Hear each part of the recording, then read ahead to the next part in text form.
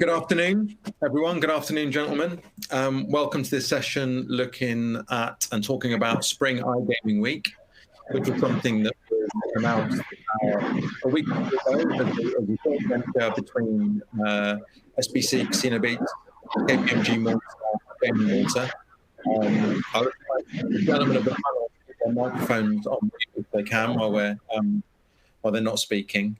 My name's Stuart Darkin. I'm the MD of Casino Beats. And I'm declaring an interest there because I'm part of this project. I'm also a journalist, so hopefully I'll try and ask some useful questions. I'll apologise in advance if my dogs join the call. They like to get involved whenever they can. Hopefully they won't. We only have a short session today, so I'm going to forego the long introductions or the introductions that we do around the panel. You can see the names down the side of the screen. You know these faces anyway. Spring iGaming Week kicks off on March 22nd, and it's quite an important time for the sector and quite an important time for Malta, and it's an important thing to get right in terms of when we begin again, when this year is over and we begin again. The first event of that week is the KPMG event. So Russell, if we can come to you, if you could I think what we'd like to do is just hear about the e-summit and the outline of that, what your hopes for it are, where it is, when it is, and so on. And then maybe Raz will do the same with you in the SBC event, if that's okay. So Russell, to you. Sure. Absolutely. Thanks, Stuart. Well, I mean, as many of you know, the e-summits typically take place in Gibraltar, the Isle of Man, and Malta each year. This year is somewhat out of the norm. And as a result, all the e-summits have been postponed to 2021. Our event for March is going to be taking place on the 22nd. And will be held at the Westin Dragonara this year. Historically, we had held it at Hilton, but Westin can provide us with a multitude of roundtable sessions. So we have the facilities for that, which I think is particularly pertinent at this time of where the industry currently is. The KPMG Summit is an invitation-only conference. It's capped, okay, at 400 packs and reserved for executives and thought leaders. It is essentially particularly exciting now to be looking at Spring Gaming Week alongside SBC and Gaming Malta, as it has the potential to be a truly superb week of VIP treatment then for our guests. Normally we restrict that then solely to one day. The focus of the summits are to provide the industry with thought-provoking strategic insight across a spectrum of hot topics. We're never short of that in this dynamic industry. We bring together some of the brightest minds and leading law firms from the industry to discuss, deliberate, anticipate the industry's challenges, whilst also exploring the sustainable measures that could be enacted on. And we believe that essentially the best discussions often come about from being in the comfort of one's peers. So this is why we strive to retain an element of exclusivity.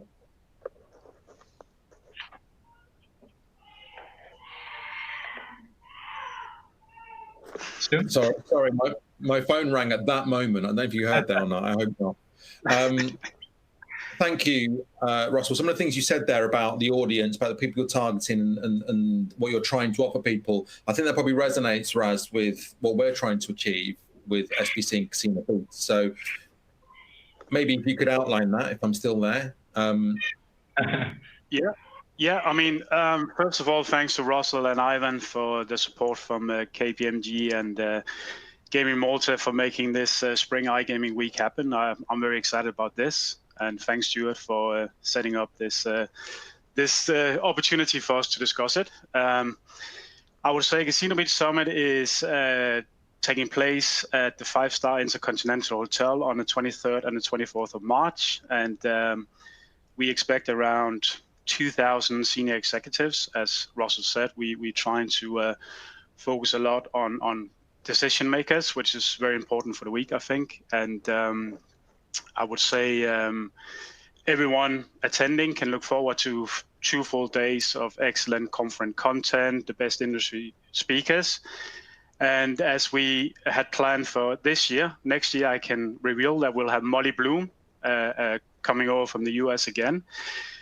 And Molly Bloom is obviously the celebrity, you can argue, from there was a movie based on her, Molly's Game. And if you like movies like I do, which I'm sure all of you do, You would know from IMDb, it's got, I think, 7.5 rating, which means it's quite a strong movie. And if you want to watch it, Amazon Prime, definitely.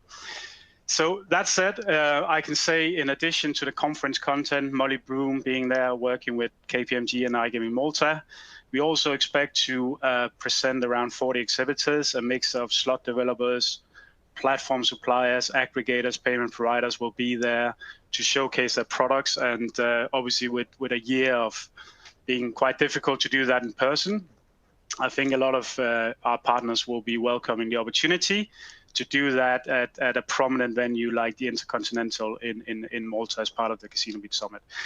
What I'll say as well is we're making some exciting additions with, we have the Game Developers Awards. So we want to introduce that as part of the event, which means that a lot of the slot developers haven't had a chance to really present the latest slots releases and really talk to the operators about these exciting products. So we'll create like a timeline where maybe within the 6 months or so, the releases you had, you can actually present these live on stage during the Casino Beat Summit. And we'll bring in the audience to be able to vote and hand out a number of awards. So that should be quite an exciting addition. Evening-wise, we all know, which we'll come back to, we have to be a bit careful about too much social mingling and keep the distance. We can't say exactly how it's going to be in March, but we do certainly have some nice evening events. Tuesday evening, we plan to be at Hugo Infinities for the official party, which is going to include everyone from KPMG, the E-Summit, as well as Casino Beat Summit. Drinks, food, and all of the awesome things we usually do at our events will certainly be part of this. Wednesday evening, I would say that we have a very nice partnership with Casino Malta. So we'll bring everyone to Casino Malta, which very conveniently is sitting within the Intercontinental Hotel. Casino Malta will then play host to a closing party on, as I said, the Wednesday evening. Molly will be there as well. Molly will then host, which, Molly's game is now becoming Molly's Malta game. So we'll host around 100-person tournament, which is going to see a lot of C-level executives from the operators joining in. I'm very excited and proud of being able to announce we have a 10,000 euro charity prize as part of Spring iGaming Week, which is sponsored by Great.com in partnership with the three of us here. So in addition to Molly hosting a poker tournament, we'll be able to hand out a pretty decent amount of money to a charity of the choice of the winner. I know I keep talking here, sorry, we don't have much time. But as I said, we certainly have a very busy schedule, and we'll have some dinners as well as part of it. All is included, food, drinks. I don't want to go into details of the safety and all this. I know you'll return to that, Stuart. So I think this pretty much covers what should be a pretty awesome event to return to in 2021. Thank you, Raz. Yeah, it sounds fantastic. Ivan, if I can come to you, someone who's been frustrated, someone whose role it is to promote part of the gaming sector, you must be very frustrated by what's happened in the last 6 months. But how do you feel listening to all that, all these things that are coming back to the island? Well, it actually seems like a dream at this point, since we're, still doing stuff, most of the stuff virtually, and you actually look ahead and you actually say, will this, really happen? Hopefully it will. It seems, what we've been hearing, Rasmus today. I mean, it's a packed event. With a plethora of interesting conversations, interesting stuff. We must understand that the industry is built around social networks, is built around social interaction. So I think there's a real need, for the industry to come together and actually chat face to face, shake hands. Have a couple of drinks together, and for Malta it's important also because we've kept on going, as Stuart, through all these months. We've adapted our approach, we've adapted our messaging, but it's always been the approach. Our North Star has always been to promote Malta's home of gaming excellence, and we want to continue doing that with Mission Rezeal.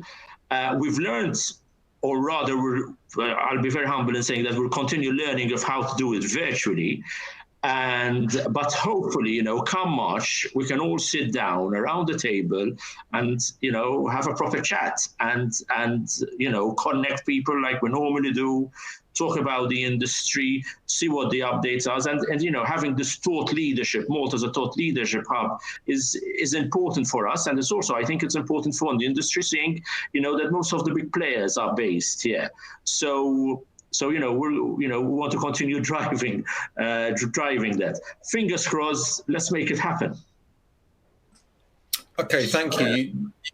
The language you use there is really interesting because Raz and I have had a lot of experience over the last 6 months of trying to set dates for events, trying to know when the right moment is, and certainly this is quite a long time off, right? This is 6 months plus into the future. It's the same since the start of the crisis in the UK, certainly. So it does seem quite a long way off. But on the other hand, I understand that language you use. Well, I mean, Stuart, you can say in March, we're looking at a whole year without events. Yeah, absolutely.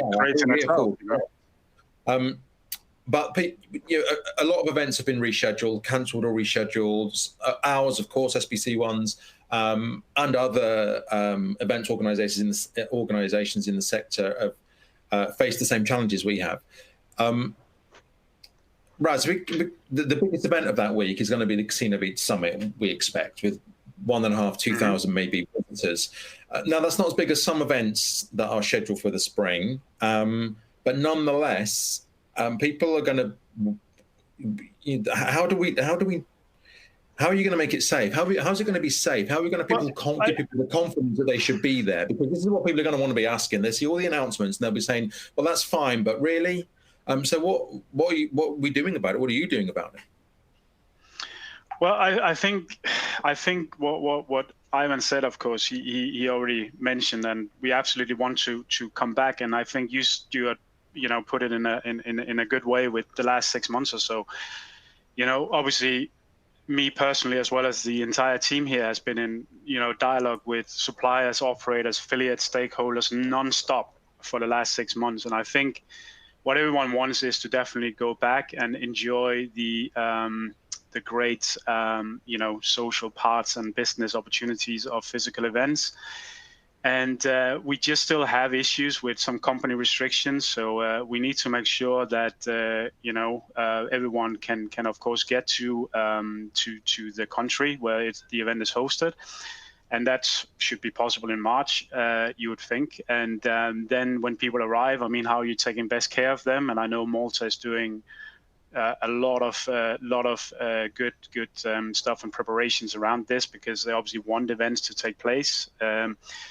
So then we look next part is looking at the venue, and I'm very comfortable having been in constant dialogue with the Intercontinental. It's a great venue. It's a 5-star hotel. It takes this pandemic, that the virus, very seriously.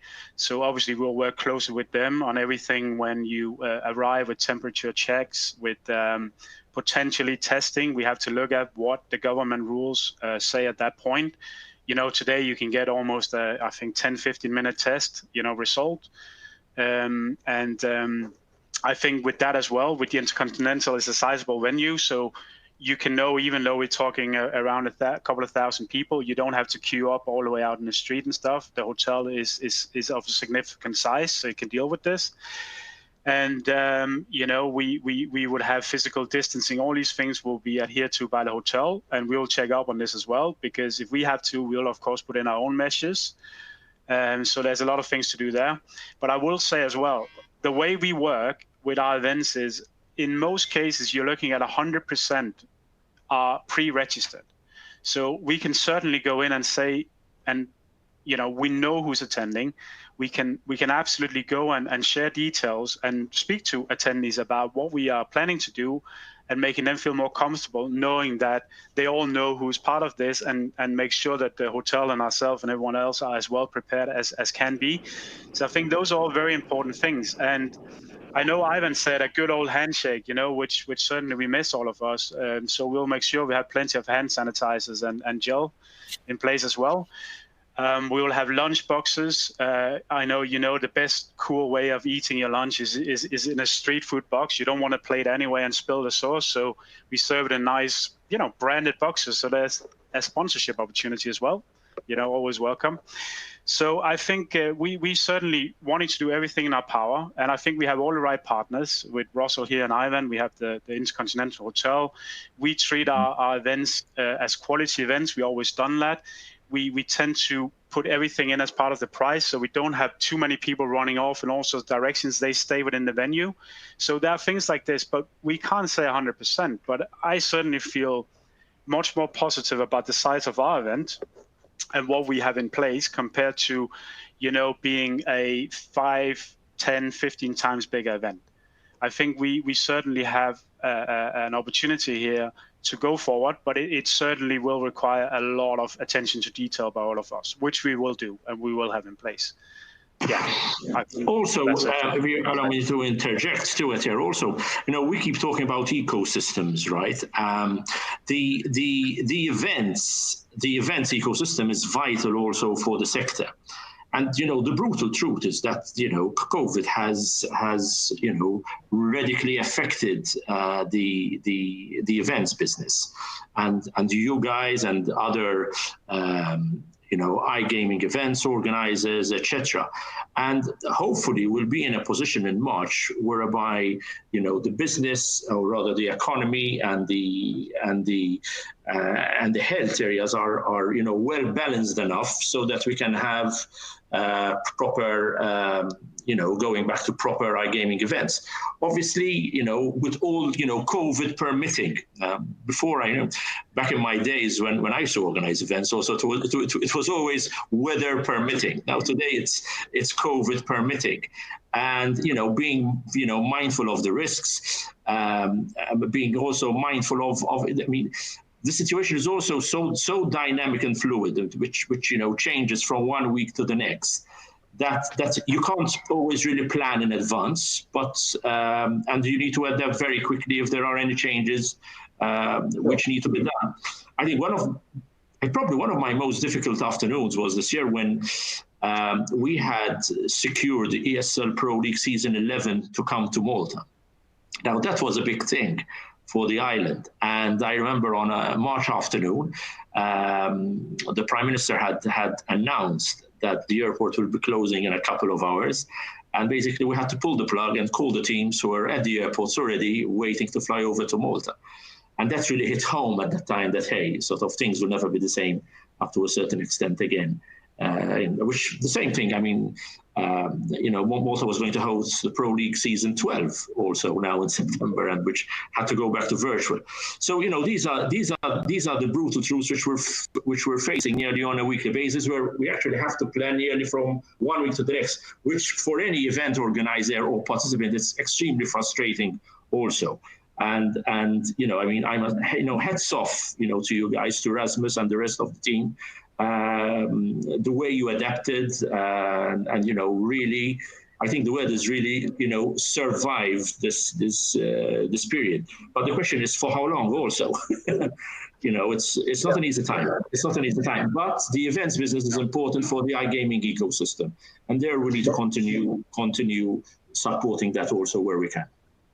Let me very quick on that, Ivan. Just I think what I have to say as well is, there's different types of supports in the industry, but certainly we've seen a very good support in what we've been trying to do. Obviously we could use more. I think every event organizer, I'm not going to try and put ourselves up there in more need of anyone else, but it's been difficult, absolutely. And I would say that we're still standing, we're still very much moving forward, very proactive and innovative, and I enjoy that.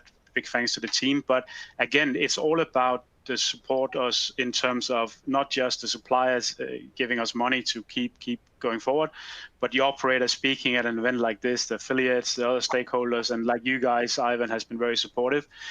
So I think it's just key that the industry remembers this. We need to continue that support going into 2021. there's no chance that companies are going to go out and invest in things like this if the industry is not ready to support it. So I think the industry needs to think good and hard about that as well. If they want to go back, if they want to have events, they want to network, they want to do business, they also need to know that the event organizers and all the partners and all the parties, third-party companies involved in this, they need to have a little bit of a heads up on this, because otherwise it can be very hard to plan forward next year. As I said, very optimistic about March, the way we're planning to do this event, but certainly we will still need support to make this happen.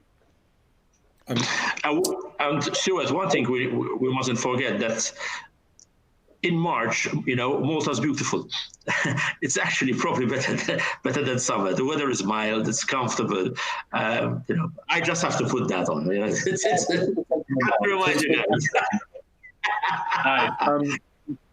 Ben, so we're nearly out of time. Russell, I'd like to come back to you, because you're the crazy person in this group who doesn't do events, but is now choosing to do another event in the time of COVID, so to speak. So maybe if we can just come to you and just give you a perspective on the things that Rasmus said as well about managing an event. Your numbers won't be as high, but they're still significant, and you're still pulling people from afar. So what's your take on that? I think spot on. I think both Raz and Ivan mentioned some pertinent points, particularly on the COVID permitting side of things. I mean, look, we're not in the business of taking unnecessary risks. I mean, in fact, we're pretty prudent given our profession as an accountancy firm.